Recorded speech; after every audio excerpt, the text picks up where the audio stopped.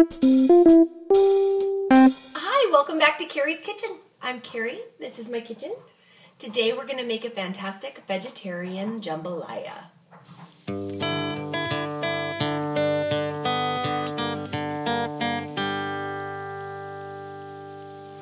Okay, so I've got a medium-sized pot. You could use a large frying pan, as long as it was like a 3 or 4 inch deep one. Warming here over medium-high. I'm going to put about 2 tablespoons of olive oil in here. The pan's nice and hot, so it's not going to take long for this olive oil to be ready to meet my vegetables.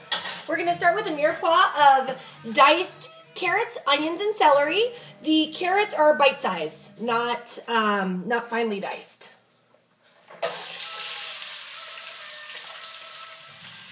A little salt and pepper. All right, now that my carrots are looking bright and my onion is nice and translucent, I'm going to add 2 diced zucchini. Now I think it's really important to layer your seasoning, so I'm going to do a little more salt and a pinch more pepper each veggie that I add. Just a touch.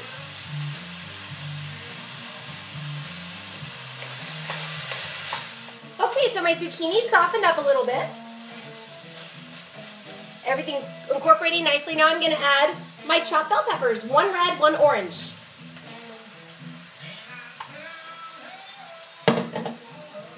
Same thing, a little bit of salt, a little bit of pepper, a little more than that.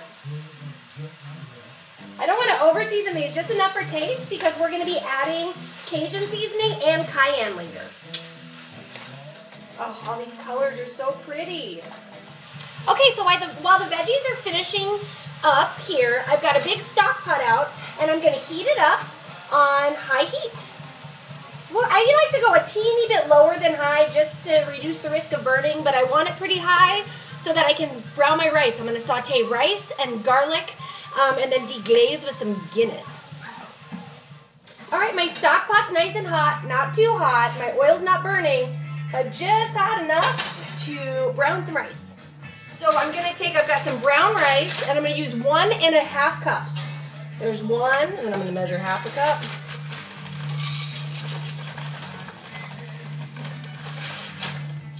And ½ cup.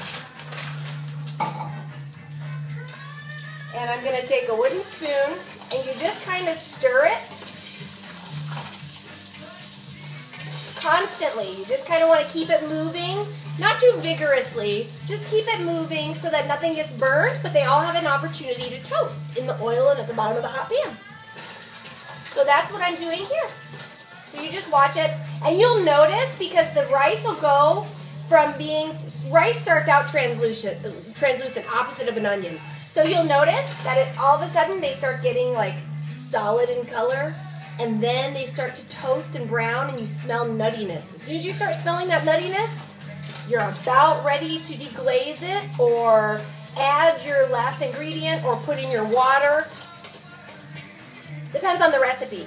In this recipe, when it gets close to that stage, I'm going to add some garlic.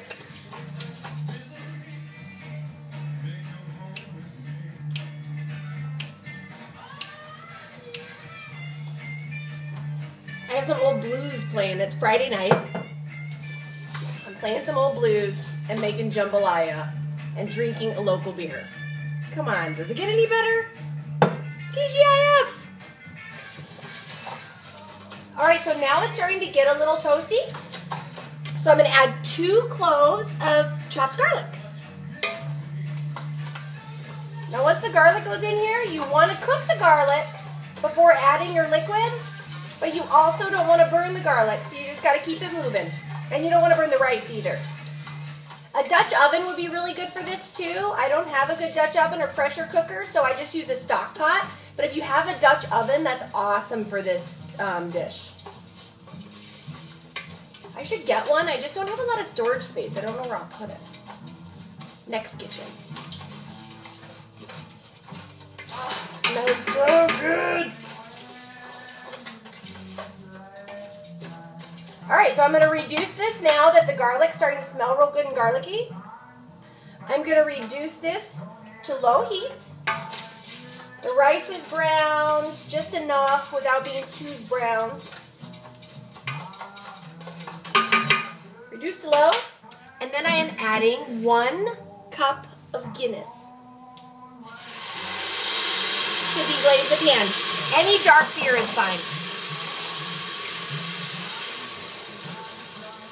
Oh, it smells so good. All right, stir that together. Kind of incorporate it.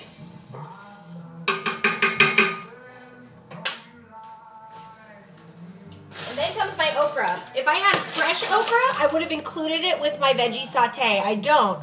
With frozen okra, I didn't want to screw up the heat of the sauteing action in the pan, and I didn't want to put them in first either. So we're just going to add them as part of our liquid ingredients when we incorporate everything. So I've got okra. All right.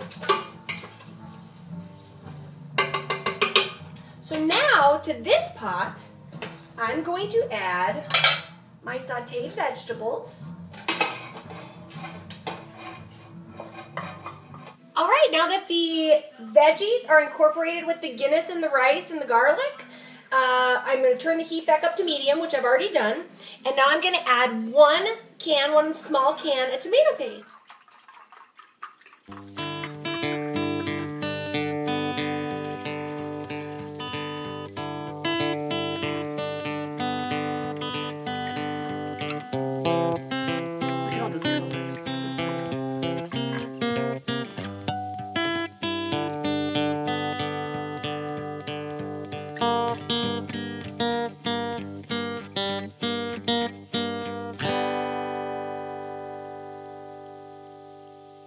So after the first 20 minutes of stirring, having this on medium heat, boiling, stir it once, lid it. Do not remove the lid because remember you're cooking rice with this.